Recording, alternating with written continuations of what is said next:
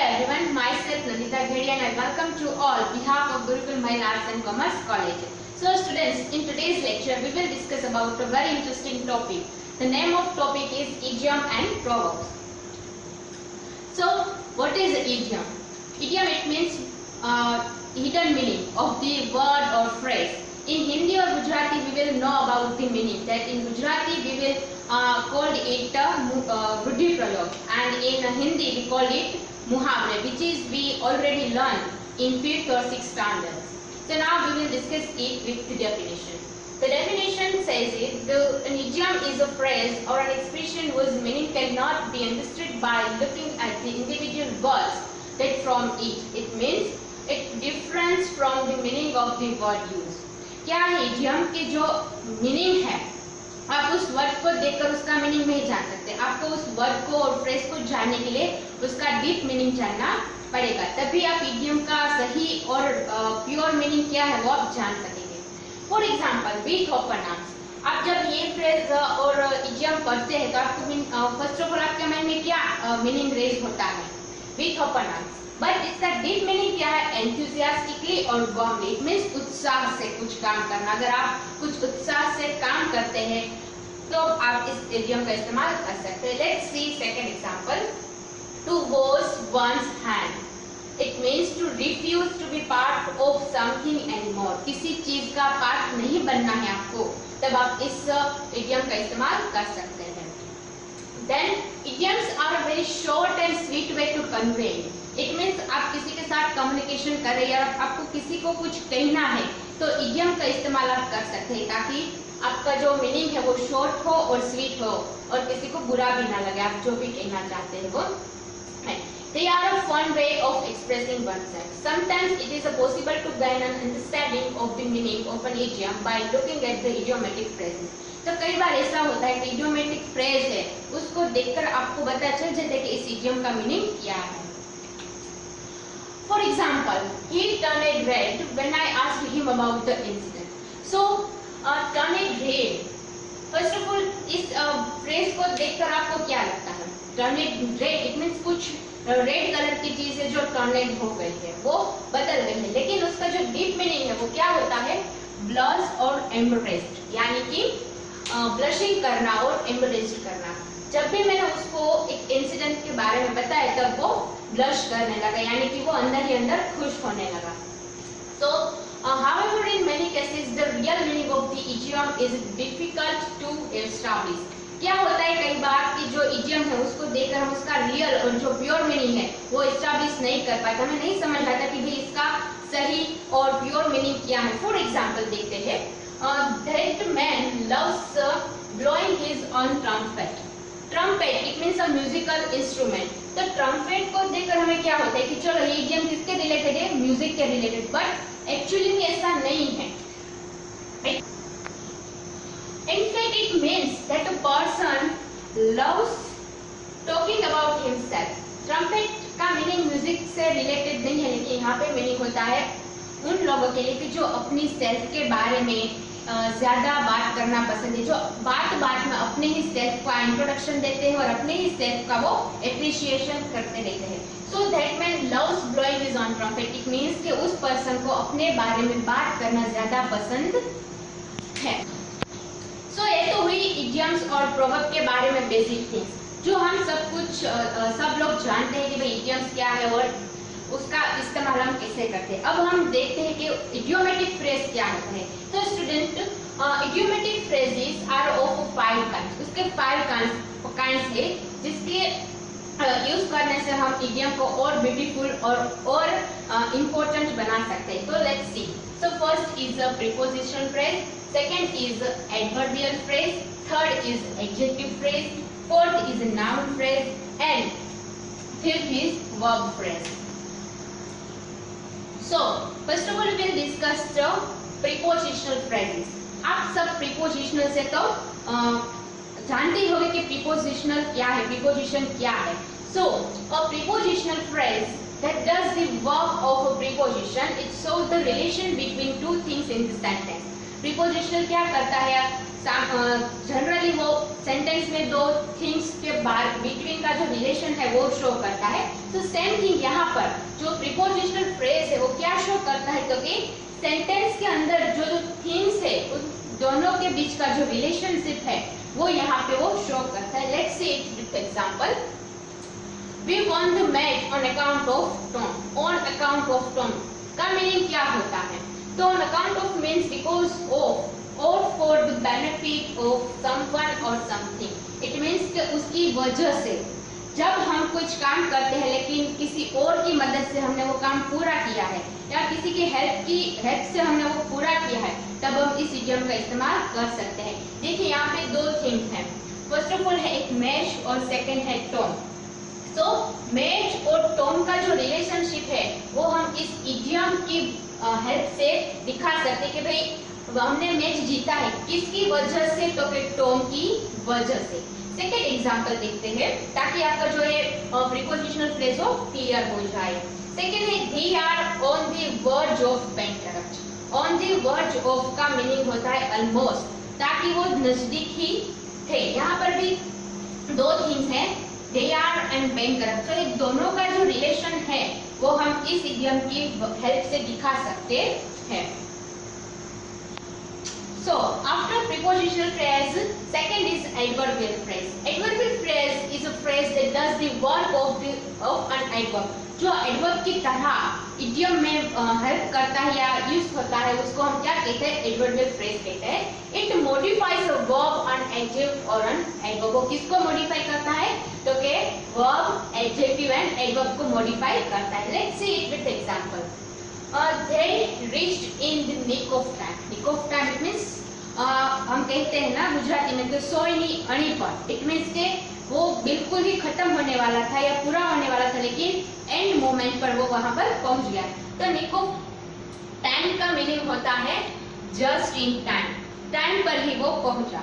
They reached in the nick of time. It means कि वो time पर ही पहुंचा। Second example, they will work rain or shine. It's a very important and famous idiom in the culture. So they will work rain or shine. It means no matter what happen, कुछ भी हो जाए मुझे करना ही है।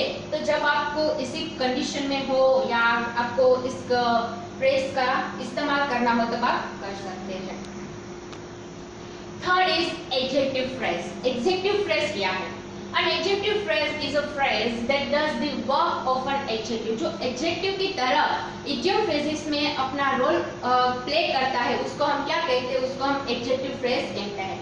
It provides more information about the noun in a sentence. जो phrase है वो more information provide करता है किसकी, तो के noun की in the sentence. So it's a adverbial phrase. For example, Stella was over the moon. Over the moon, it's a very important and famous idiom in the culture. So Stella was over the moon. यहाँ पे noun क्या है? Noun है Stella. तो जो Stella की characteristic हमें दिखाता है, क्या दिखाता है कि over the moon it means कि वो हैप्पी है, वो एक्स्ट्रा हैप्पीनेस है। जब भी हमें एक्स्ट्रा हैप्पीनेस की बात करनी होती है तब हम ओवर द मून इडियम का इस्तेमाल कर सकते हैं। तो यहाँ पे जो भी इडियम है वो नाउन की कैरेक्टरिस्टिक हमारे सामने रखता है या एक्सप्लेन करता है तो उसको हम एडजेक्टिव फ्रेजेस कहते हैं। Second example, they brought her back safe and sound. They again the noun है और जो इडियम है वो हमें नाउन की कैरेक्टरिस्टिक दिखाता है कि वो सेफली अपना काम कर चुके हैं। तो सेफ और साउंड का मीनिंग क्या होता है, सेफली। So fourth है noun phrase. Noun phrase क्या है? A noun phrase is a phrase that does the work of a noun. जो noun की तरह idiom phrases में अपना रोल प्ले करता है उसको हम noun phrase कहते हैं। It can be subject or object in a sentence. वो subject भी हो सकता है और object भी हो सकता है। Let's discuss it with the example ताकि आपका जो phrases है वो clear हो जाए। फर्स्ट एग्जाम्पल है that law is a dead letter. Dead letter का यहाँ पर deep meaning होता है, it means no longer in action or use. It means कि वो action में और use में नहीं है। It means it's banished. Okay, वो banished हो चुका है, वो अब हटा दिया गया है। तो that law is dead, it means कि जो लॉ था पहले वो अब बेनिश कर दिया है और वो हटाया दिया गया है ताकि अब जो वो रूल है हम पर लागू नहीं होते हैं। तो सेकंड है there are lots of ups and down in life. It's a famous and used by the people in their communication. So ups and downs का मीनिंग क्या होता है? Joys and sorrow, happiness and sadness. There are lots of ups and downs in their life. It means कि उन लोगों की life में कभी joy था तो कभी sorrow था। So next है verb phrase. Verb phrase क्या है? Sometimes idiomatic phrases are in the form of the verb idioms. These idioms denote actions. क्या denote करता है? हमारी action को denote करता है। However, one cannot understand the meaning of the verb idioms by simply looking at the individual word. Same thing है कि कई बार ऐसा हो जाता है कि हम individual meaning को नहीं जान पाते हैं, सिर्फ उस verb या उस idiom को देखकर हम उसका deep meaning नहीं जान सकते हैं। Let's say it with example. First है I need a new hobby. Maybe I will try my hand at painting. I try my hand वो क्या है? verb phrase है। इसका मीनिंग होता है to attempt to do something new or to try something the first time. आप कुछ भी चीज ऐसी है जो आप फर्स्ट टाइम करते हैं, लाइक पेंटिंग है, रीडिंग है, कुकिंग है, फ्रेंड्स बनाने, तो जो सारी चीज आप फर्स्ट टाइम करते हैं उसके बारे में जब आपको बात करनी हो तब आप ट्राई माई हैंड फ्रेज का इस्तेमाल कर सकते हैं। और दूसरा मीनिंग क्या है? To attempt to do something new. It means कुछ आप न्यू करते हैं, आप इस एक चीज में तो एक्सीलेंट है ही, लेकिन आप दूसरी चीज भी कर रहे हैं, यानी कि आप डांस में एक्सीलेंट है, आपको डांस प्रॉपर आता है, लेकिन आप जब म्यूजिक सीखने की बात करते हैं तब आप इस इडियम का इस्तेमाल कर सकते हैं। ये तो हुई फ्रेजेस के बारे में बात कि किस किस टाइप के फ्रेजेस है जो हम इडियम के साथ यूज कर सकते हैं। Let's we learn something common English idiom which is used by people in their daily communication and talking with others. So first क्या है? फर्स्ट है cat got your tongue. It means can't you speak. जब आप किसी परिस्थिति में होते हो या कुछ ऐसे लोगों के साथ बैठे हो जब आपका बोलना है वो एप्रोप्रिएट नहीं है, तब आप इस फ्रेज का इस्तेमाल कर सकते हैं। Cat got your tongue. It means you can't speak. आपको बोलने की जरूरत नहीं है या आप बोल नहीं सकते। सेकंड है सम as a verb in a rug. It means warm and cosy. It means this phrase indicate comfortness. हमारी कंफर्टनेस को इंडिकेट करता है कि उस तरह की कंडीशन जहाँ पे हमें वार्मनेस फील हो और हमें कंफर्टेबल हो।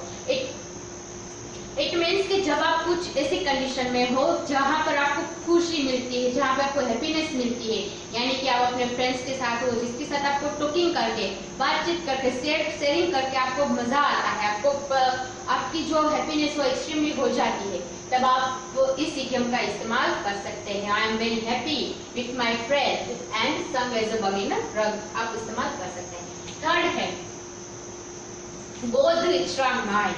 It means make an extra effort. Extra effort it means कि आपको अभी भी बहुत प्रयास करने की जरूरत है, चाहे वो एग्जाम के लिए हो या फिर हमारी लाइफ के लिए हो, हमें एक्स्ट्रा एफर्ट करने की जरूरत है। इट मीन्स कि आपको अगर सक्सेस हासिल करनी हो तो आपको make an extra effort. It means आपको एक्स्ट्रा एफर्ट लगाने की जरूरत है। Fourth butterflies in my stomach. Again, it's a very famous idiom used by the people. Butterflies in my stomach का मतलब होता है feeling nervous. ज्यादातर लोग हैं जब वो क्राउड में होते हैं या बहुत सारे लोगों के सामने होते हैं तब अब भी हम कहते हैं कि चलो आप आके कुछ बोलो, तो जो पर्सन वो नर्वसनेस फील करता है, हमारे पेट में कुछ होने लगता है कि यार हम कैसे बोले, अगर मैं बोली तो सामने वाले को पसंद आएगा या नहीं आएगा, तो कई सारे सवाल हमारे मन में होते हैं और हमें कुछ नर्वस सी फील होती है। तो उस नर्वसनेस को एक्सप्रेस करने के लिए, ब्यूटीफुल वर्ड्स में एक्सप्रेस करने के लिए हम इस इडियम का इस्तेमाल कर सकते हैं। Butterflies in my stomach. It means I feeling nervous. So fifth one है to go down in flames. It means to fail spectacularly. कुछ ऐसा काम करो कि लोगों की आंखें खुल जाए। इट मीन्स कि अभी तक जो लोग हैं, जो पीपल है, उसके दिमाग में कुछ चीजों का रियल मीनिंग है वो क्लियर नहीं हुआ है, तो तुम कुछ ऐसा काम करो, तुम कुछ ऐसा करो कि उनके दिमाग में उस चीज का एक प्रॉपर मीनिंग हो जाए, क्लियर हो जाए और उसकी आंखें खुल जाए। तो दिस फ्रेज का मीनिंग ही होता है कि कुछ ऐसा काम करो कि लोगों की आंखें पट्टी की पट्टी रह जाए या उनकी आंखें खुल जाए। 6th one है once in a blue moon. Again friends, it is a very popular in the culture and used by the people in their daily communication. इसका मीनिंग क्या होता है? once in a blue moon का meaning होता है rarely, जो कभी कभी दिखाई देता है, जो हमारी क्या कहते हैं हम, जो कुदरती चीज है वो कभी कभी होती है। फॉर एग्जाम्पल जो इक्लिप्स होता है वो हमें बार बार नहीं दिखाई देता, कभी कभी दिखाई देता है, 3 इयर्स में दिखाई देता है या 5 इयर्स में दिखाई देता है। तो कुछ ऐसी चीज है जो कभी कभी ही दिखाई देती है, उनके लिए हम इस इडियम का इस्तेमाल कर सकते हैं। सो नेक्स्ट कई सारे इस इडियम का एग्जाम्पल हम लेते हैं कि जिसकी वजह से जो इडियम है जो डेली कम्युनिकेशन में यूज होती है और जो मोस्ट फेमस है, उन सारे इडियम को मैंने यहाँ पर रखा है। लेकिन ये सारी इडियम है वो किसको एक्सप्लेन करती है, किसको इंडिकेट करती है? हमारे हैप्पीनेस को। तो फ्रेंड्स इडियम कई प्रकार की होती है, वेजिटेबल्स के रिलेटेड भी इडियम्स हैं, फूड के रिलेटेड भी है, एनिमल्स के रिलेटेड भी इडियम्स है, वेदर के रिलेटेड इडियम्स है, ह्यूमन बॉडी रिलेटेड इडियम्स। तो कई सारी इडियम्स है जो डिफरेंट मीनिंग्स को इंडिकेट करता है। ओके, तो लेकिन यहाँ पर मैंने जो हमारी हैप्पीनेस को इंडिकेट करता है, हमारे हैप्पीनेस को शो करता है, उस प्रकार की सारी इडियम को यहाँ पर मैंने कलेक्ट करने की कोशिश की है। So let's start with the example. First idiom है ऑन क्लाउड 9। ऑन क्लाउड 9 का मीनिंग होता है वेरी हैप्पी एंड एक्साइटेड। हम जब भी एक्साइटेड होते हैं कुछ चीजों के लिए या कुछ भी चीज के लिए और एक्सट्रीमली हैप्पी होते हैं, तब हम इस इडियम का इस्तेमाल कर सकते हैं। For example, he was on cloud 9 when his sister come to visit him. जब उसकी सिस्टर उसको मिलने आती थी तब वो एक्सट्रीमली हैप्पी था, वो क्लाउड ऑन 9 था। तो जब भी आप एक्साइटेड हो या आप हैप्पी हो तब आप इस इडियम का इस्तेमाल अपनी कम्युनिकेशन में या अपनी मीनिंग को कन्वे करने में कर सकते हैं। सेकेंड है have a well of time. Have a well on for time, it means to enjoy yourself very much। आपको किसी की कंपनी की जरूरत नहीं है अपनी हैप्पीनेस को गेन करने में, आप अपनी सेल्फ के साथ हैप्पी हो। वो चाहे आप रीडिंग करके खुश हो, मूवी देख के खुश हो, म्यूजिक सुन के खुश हो या मोबाइल में सर्फिंग करके खुश हो, लेकिन आपको किसी और की कंपनी की जरूरत नहीं है। Let's see it with example. We were having a well of time dancing and drinking। It means हमने अपना टाइम है वो कैसे एंजॉय किया? Dancing and drinking. It means juices P के और डांसिंग करके हमने अपना टाइम एंजॉय किया, यानी कि सब सेपरेटली अपना टाइम है वो एंजॉय करते हैं। तो जब भी आपको ऐसी कोई सिचुएशन है या फिर आपको ये जताना है कि I am happy with my self, that time you use this idiom have a well of time. I hope you understand. Third one, make someone's day। It's a very appropriate and famous idiom। Make a someone day, it means to make someone feel happy, very happy। आप ऐसी कोशिश करें कि आपकी वजह से किसी और को खुशी मिले, चाहे आप कितने भी हर्ट हो या आपको कितनी भी परेशानी हो, लेकिन आपकी वजह से किसी और को दुख ना मिले, लेकिन उसको आपकी वजह से हैप्पीनेस मिले, उसके फेस पर एक हमेशा बढ़िया सी स्माइल आती रहे। For example, her smile made my day. It means कि जो उसकी स्माइल वो मेरा दिन बना देती है। हमारी जो मदर है वो आके हमें उठाती है, तो हमारी मदर की एक प्यारी सी स्माइल देख के हमारा पूरा दिन है वो बन जाता है। कई ऐसे फ्रेंड्स भी होते हैं कि जिसकी प्रेजेंस से या उसके साथ बात करने से भी हमारा जो दिन है वो बन जाता है। तो उस सारी कंडीशन को, उस सारी फिनोमिना को आपको डिस्क्राइब करना हो तब आप मेक समवन्स डे का इडियम्स का इस्तेमाल कर सकते हैं। फोर्थ वन है walk on air. Walk on air का मीनिंग क्या होता है students? To feel extremely happy. Extremely happy, आपने कुछ ऐसा काम किया है कि आप एकदम ज्यादा खुश है, बिकॉज आपने वो काम पहले किया ही नहीं है और अचानक से आपका वो काम पूरा हो गया और सारे जो टीचर्स आपके थे, आपके पेरेंट्स थे, आपके फ्रेंड्स ने है, आपको नवाजा कि यार तुमने ये काम कर दिया। तो जो आप खुशी होती है, जो आनंद मिलता है, उस आनंद को हम दिस फ्रेज के साथ एक्सप्लेन कर सकते हैं। फॉर एग्जाम्पल देखते हैं, after he won the race he was walking on air. It means जब उसने रेस को जीत लिया तब वो एक्सट्रीमली हैप्पी था। It means walking on air. Fifth है टिकल्ड पिंक। टिकल्ड पिंक का मीनिंग क्या होता है? Very amused. इट मीन्स आपको आश्चर्य हो गई, कुछ चीज ऐसी हुई कि आप आश्चर्य हो गए। For example, I was tickled pink to see her picture. मैंने उसकी पिक्चर देखकर अम्यूज्ड हो गया, बिकॉज पहले उसने ऐसी पिक्चर क्लिक ही नहीं की थी, तो आज उसने ऐसी पिक्चर क्लिक की कि मैं आश्चर्य हो गया। I am amused, I am tickled pink. 6 है in 7 heaven. Friends, this is a very important phrase and popular in the people, among the people. So इसका मीनिंग होता है extremely happy. जब आप extremely happy होते हो तब आप in 7th heaven idiom का इस्तेमाल कर सकते हैं. For example, she was in 7th heaven when they praised her cooking. जब उसके कुकिंग के बारे में बात की, उसके बखान के, तब वो extremely happy. It means in 7th heaven. Next, over the moon. It means very happy. ये जो दोनों फ्रेज है, इडियम है, वो सेम ही मीनिंग को नोट करता है, सेम ही मीनिंग को इंडिकेट करता है. इट मीन्स वेरी हैप्पी और in 7th heaven it means extremely happy.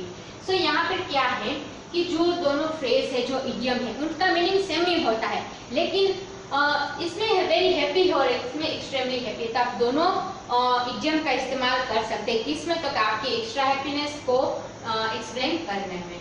और लास्ट वन है on top of the world. Again very popular among the people. It means proud of something. आपने कुछ ऐसा काम किया कि आपको आपकी सेल्फ पर ही प्राउड है. So एग्जांपल के साथ देखते हैं हम. When I had heard the news, I was on top of the world. जब भी मैंने उस न्यूज को सुना तब मैं टॉप ऑफ द वर्ल्ड था. आज की एक एग्जांपल के साथ मैं आपको इस इडियम को समझाती हूँ कि आज 10th बोर्ड का रिजल्ट था. तो कई सारे ऐसे स्टूडेंट होते जिसको एक्सपेक्ट ही नहीं होगा कि मैं इतना मार्क को गेन कर सकूंगी. तो जब भी वो अपने रिजल्ट देखेंगे और उसकी जो कंडीशन होगी वो क्या होगी, on top of the world. So students, है तो वो इडियम्स की बात की. जो इडियम्स है वो हम हमारी डेली कम्युनिकेशन में कैसे यूज कर सकते हैं और उसका डीप मीनिंग और जो प्योर मीनिंग है वो क्या होता है. Let's understand second portion of the part is the proverb. Proverb क्या है? Proverb are the colourful expression. क्या है? कलरफुल एक्सप्रेशन है. आपको प्रोवर्ब पढ़ के एक अंदर से आनंद मिलता है. आपको ऐसा लगता है कि यार कैसी बढ़िया सी एक प्रोवर्ब है. Here are short saying that express traditionally held truth. वो क्या एक्सप्लेन करता है? Traditionally truth. इट मीन्स कि जो पहले से ही आ रहा है, जो हमें कुछ एडवाइस ऑफर करता है, जो हमें मोटिवेट करता है हमारी लाइफ के related. Unlike idiomatic expression, they take a form of sentences or saying. Proverb can express truth about life or offer advice. जो देखिए स्टूडेंट, इडियम्स क्या है? वो एक हिडन मीनिंग हमारे सामने रखता है. और प्रोवर्ब क्या है? तो कि proverb can express truth about life और ऑफर एडवाइस. तो दोनों में यही डिफरेंस कि जो इडियम है वो हमारे सामने एक फ्रेज का हिडन मीनिंग रखता है और जो प्रोवर्ब्स है वो हमारे सामने एक ट्रूथ रखता है हमारी लाइफ के रिलेटेड और हमें कुछ एडवाइस ऑफर करता है. तो प्रोवर्ब और इडियम जब भी आप पढ़े तो ये दोनों डिफरेंस का ध्यान रखिएगा कि जो इडियम्स है वो एक हिडन मीनिंग देता है हमें, और जो प्रोवर्ब्स है वो हमें लाइफ के बारे में कुछ सिखाता है और कुछ एडवाइस ऑफर करता है, और जो ट्रूथ है वो हमें देता है और सिखाता है. सो प्रोवर्ब को हम एग्जाम्पल के साथ देखते हैं. देखिए, all that glitters is not gold. It's a famous proverb. और इस प्रोवर्ब का जो मीनिंग है, जो ट्रूथ है वो क्या है? It means not everything that looks precious is precious. It means जो भी कोई चीज है वो अगर चमकती, वो ग्लिटर करती, इट मीन्स वो गोल्ड नहीं है. इट मीन्स वो डायमंड नहीं है, वो वो गोल्ड नहीं है. इट मीन्स कि वो कुछ भी हो सकते हैं लेकिन वो गोल्ड नहीं है, गोल्ड नहीं है. जब भी हम इसको हमें लाइफ का देता है, वो लाइफ को क्या सिखाता है। इट मीन्स कि जो भी इंसान अच्छी बात करता है वो हमें बटर सप्लाई करता है। इट मीन्स नहीं है कि वो अच्छा ही है, वो हमारे बारे में अच्छा ही सोचता है। हो सकता है वो हमारे बारे में बुरा भी बोल रहा हो, बुरा भी सोच रहा हो। तो all that glitters is not gold. It means कि हर एक चमकती हुई चीज, ग्लिटर करती चीज सोना नहीं होती। So after knowing the meaning of proverb, that what is a proverb, we will discuss some example, so you can understand very well that what is actually proverb. First है great minds think alike. It means smart people usually have the same idea. Smart people होते हैं, उसका idea कैसे होते हैं, एक जैसे ही होते हैं, उसमें कुछ भी डिफरेंस नहीं होता है। तो जो हमारे फ्रेंड्स है या हमारे कलीग है, उसमें हमारा बॉन्ड, उसमें भी जिसके साथ हमारा बॉन्डिंग अच्छा होगा, जिसके साथ हमारी बातचीत ज्यादा होती है, तो आप देखते होंगे कि आपके और आपका जो बेस्ट फ्रेंड है उसकी जो विचार है वो कैसे होंगे, सिमिलर होंगे, उसमें कोई भी डिफरेंस नहीं होगा। तो ये प्रोवर्ब हमें ये सिखाते हैं कि जो दो एजुकेटेड पीपल है या जो भी मैच्योर पर्सन है उसके आइडिया कैसे होंगे, सेम होंगे, उसमें कोई भी डिफरेंस नहीं होगा। देन सेकंड है if you snooze you lose.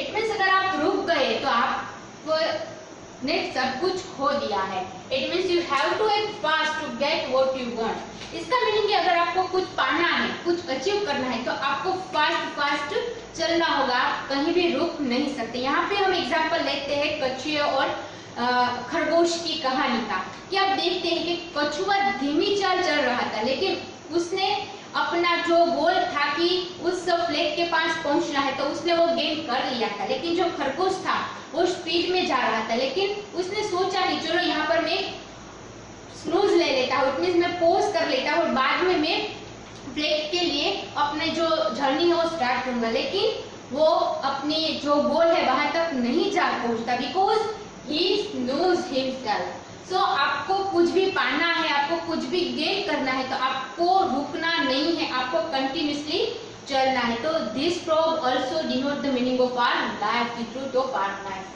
Third one है lie down with dogs, wake up with fleas. It means if you associate it with bad or dishonest people, bad things will happen to you. अभी कैसा होता है students हमारी life में कि कई बार हम कुछ ऐसे लोगों के संपर्क में आ जाते हैं जिसकी वजह से हमें बार बार नेगेटिविटी मिलती है और वो हमें मोटिवेट करने की वजह हमें डिमोटिवेट करती है। इट मीन्स कि हमारा जो आगे बढ़ने की हमारी जर्नी की जो स्पीड है वो कम हो जाती है। असल में वो हमें आगे बढ़ने ही नहीं देना चाहती, इसलिए वो हमें बार बार डिमोटिवेटेड करते हैं। देन सेकंड है no pain no gain. It's a very famous proverb in the culture and used by among the people. So no pain no gain का मीनिंग क्या होता है? If you don't work hard, क्या होता है? If you don't work hard you will never achieve goal. If it means कि अगर आपने कड़ी मेहनत नहीं की, आपने हार्ड वर्क नहीं किया, तो आप अपना गोल अचीव नहीं कर सकते। आपकी जो पढ़ाई है उसमें कंसिस्टेंसी होनी चाहिए कि चलो सुबह 4 बजे उठकर मुझे पढ़ना है तो मुझे पढ़ना है, 4 से लेकर 10 तक मैं इतने घंटे पढ़ूंगी। तो आपकी क्या है, कंसिस्टेंसी बनी रहेगी और आपको जो हार्ड वर्क है वो आपको फ्यूचर में एक बढ़िया सा रिजल्ट देगा। और आपका जो गोल अचीव करने का एक ड्रीम है, एक कंसिस्टेंसी है, वो क्या होगी और आपको जो प्राप्त करना है वो आप कर सकते हैं। तो नो पेन नो गेन का मतलब यही होता है कि आपको आपकी कंसिस्टेंसी है, आपको वो चालू रखनी है, वो आपको कंटिन्यू रखनी है और हार्ड वर्क करना है और आप वो आपका गोल है वो आप अचीव कर सकते हैं। सो सेकंड है what's done is done.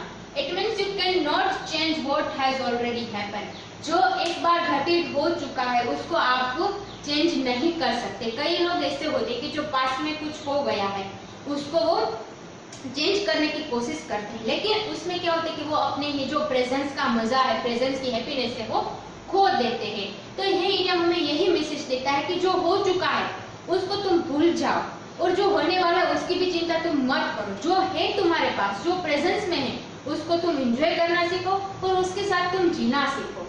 So what's done is done. It means you cannot change what has already happened. जो actually में हो चुका है उसको हम change नहीं कर सकते हैं।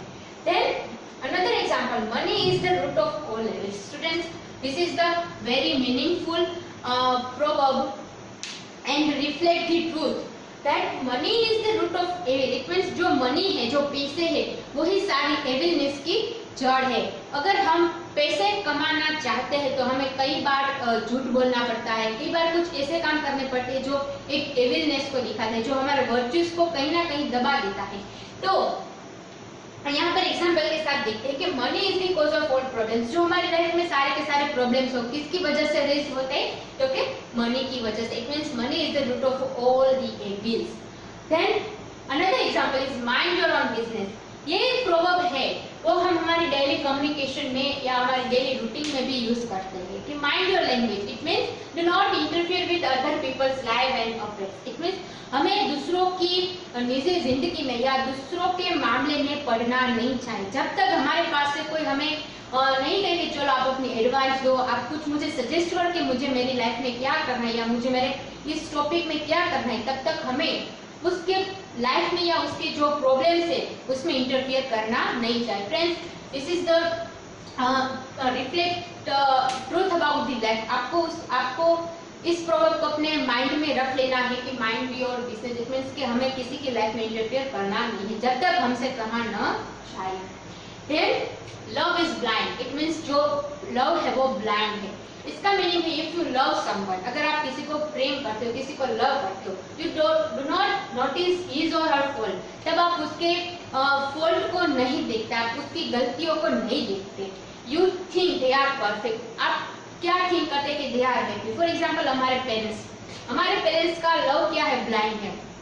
वो हमें डांटते हैं, हमें सही दिशा दिखाते हैं, लेकिन जो हमारे फॉल्ट है वो उसको नहीं देखते हैं और हमें आगे बढ़ने की प्रेरणा देते हैं. तो लव इज ब्लाइंड का मीनिंग यही होता है कि हम जिससे लव करते हैं, जिससे हम प्रेम करते हैं, उसका फॉल्ट हम नहीं देखते. हम समझते हैं कि वो परफेक्ट ही है.